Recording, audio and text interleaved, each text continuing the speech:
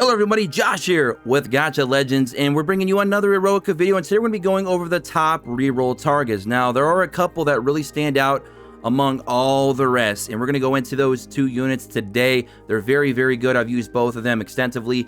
They are awesome.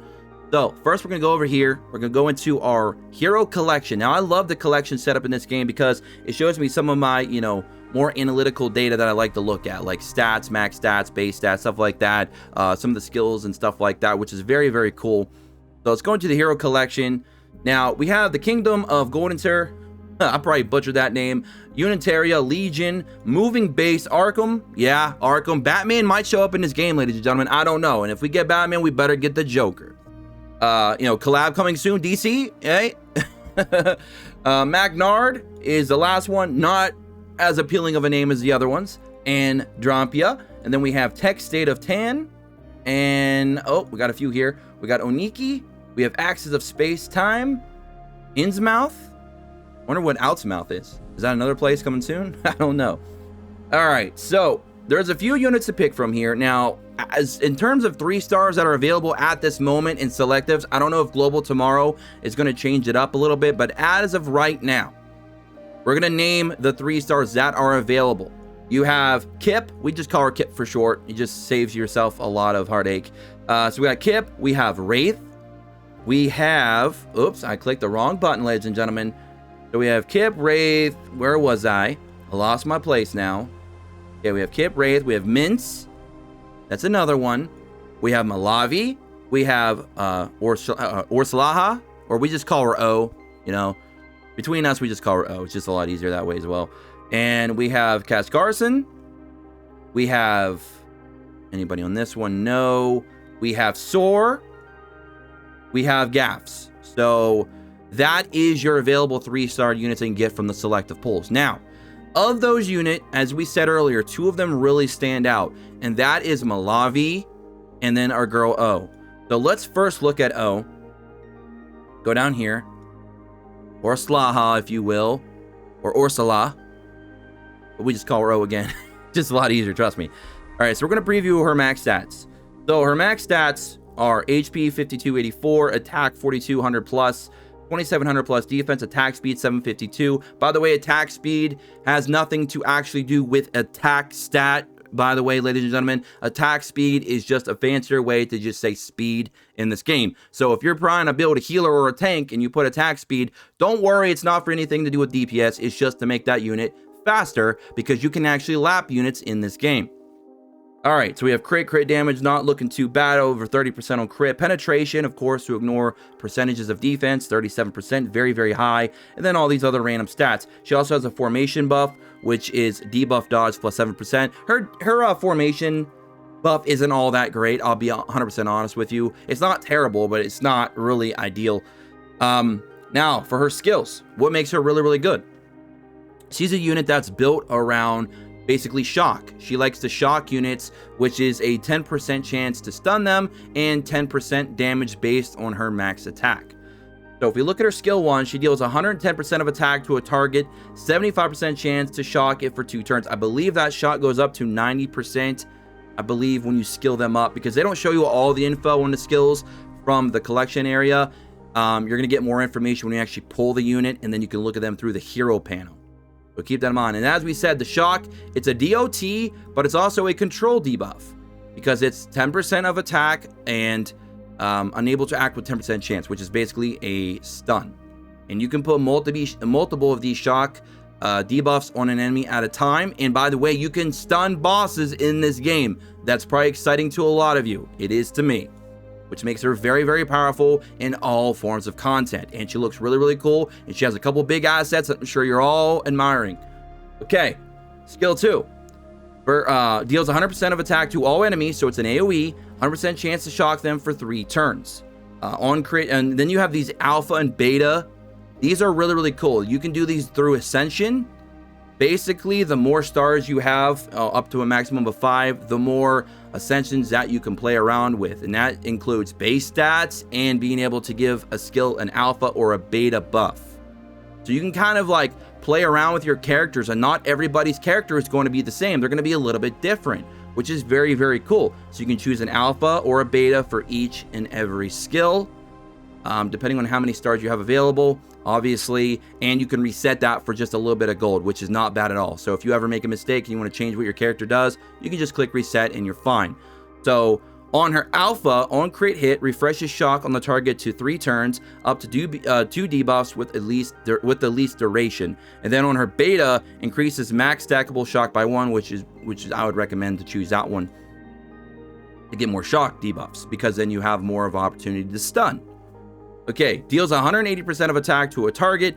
Now, on her alpha, increases damage by 15% per shock stack, and then all shock effects are removed. I don't recommend that one right now. There might be some niche areas that could be useful, but I prefer you just to get the flat out damage increased by 20%, because then that takes it up to 100%, and it's a nice little mini nuke.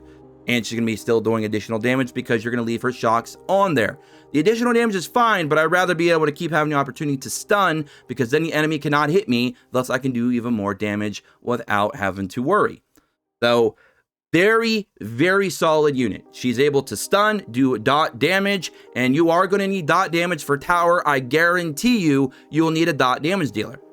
There are some good 2-stars out there, like Xenia, for example, but again, we don't want to bother too much with 2-stars because they're very, very hard to build up as of right now, because you're going to have to use a lot of shards.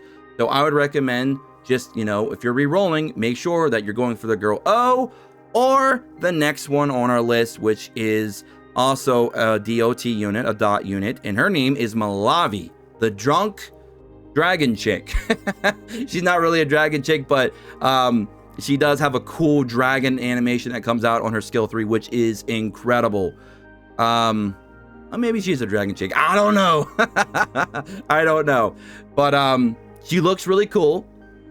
And she's a fire unit, so you can, she's a dot damage dealer. So what do you think? Yeah, she's got burns. Burns for days. So let's look at her max stats real quick. So she has 5,800, almost 5,900 HP max. Now, these are not including gear or nothing like that, ladies and gentlemen. Make sure you keep that in mind. This is not including gear. This is just their base max stats when it gets to level 60, 5-star. Attack, 4,045, so a little bit less than our girl O. Defense, 2,900, 706 speed, a little bit slower than O. Crit, roughly around the same, about the same. I think actually the exact same penetration. And some other various stats there that might be a little bit different than O, but she can light it up literally because she burns for days. She has a burn opportunity on her skill 1, she has a burn opportunity on her skill 2, and a burn opportunity on her skill 3, so she can just maximize stacking burns. And a unit we mentioned earlier, Xenia, would be a very good companion to run with her later on in the game. So skill 1, 120% of attack to a target, 25% chance to burn it for 1 turn if you use the alpha skill. B would be 35% chance to extend the shortest burn duration by 1 if the target is burned. I would honestly, that's a tough one because both can work very, very well. On one hand, you have a low chance to get an additional burn, which would do an extra 20% damage because that's what it's based on. Whereas shock is only 10% because obviously it has a stun mechanic too. But 35% chance to extend a burn an extra turn is kind of like getting that extra burn anyway. So you're better off just doing the beta for that one, in my opinion.